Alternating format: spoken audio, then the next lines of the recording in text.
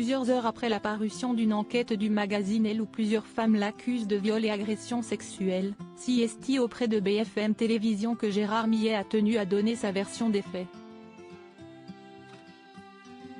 Force est de constater que la parole des femmes se libère. Plusieurs semaines après la polémique impliquant Gérard Depardieu, alors accusé de violence sexuelle, voilà qu'une autre personnalité parvient à faire couler de l'encre. Il s'agit cette fois-ci de Gérard Millet, célèbre psychanalyste français, éditeur et éditorialiste à la radio.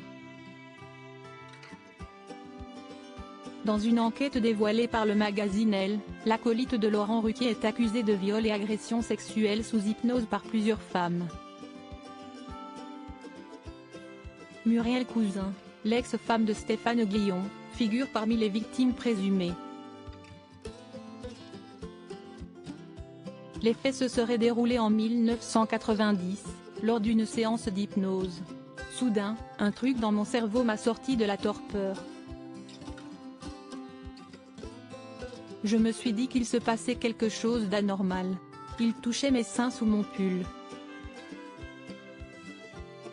J'ai senti aussi sa main passer sur mon sexe, par-dessus le pantalon, a confié la comédienne, alors âgée de 23 ans à l'époque. Gérard Millet se défend des accusations de viol et agression sexuelle en plus du témoignage de Muriel Cousin. Deux autres femmes auraient été tristement marquées par un rendez-vous avec Gérard Millet. Mais de son côté, le compagnon d'Anaïs Feuillette tient à nier les faits.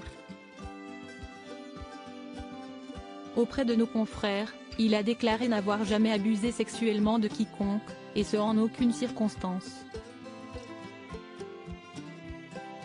Une déclaration qui précède celle diffusée à l'antenne de BFM Télévision. Dans un communiqué transmis ce mercredi 31 janvier à la chaîne, Gérard Millet rejette une nouvelle fois toute accusation, précisant au passage qu'il n'y a jamais eu quoi que ce soit qu'on puisse qualifier d'agression sexuelle ou, pire, de viol. En ce qui concerne précisément les femmes qui me mettent en cause, si quelque chose leur a déplu lorsqu'elles étaient avec moi, je n'ai aucune hésitation à l'affirmer. Rien de ce que j'ai perçu ne m'indiquait qu'elles voulaient mettre un terme à la situation, car sinon à l'instant même j'y aurais mis un terme, a-t-il également précisé. Par la suite, il indique tout de même que ces différentes rencontres et relations se sont inscrites dans un rapport inégalitaire. La cause d'une telle prise de conscience ?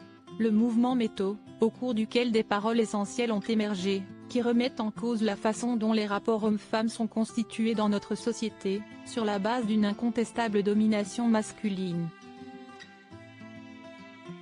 Concernant ce qu'il pratiquait au cours de ces séances, Gérard Millet insiste, celui ou celle qui acceptait de s'y livrer n'était absolument pas hypnotisé, il restait parfaitement conscient, en totale possession de ses moyens, réfléchissant et parlant normalement. À voir désormais si sa défense parviendra à éteindre la polémique.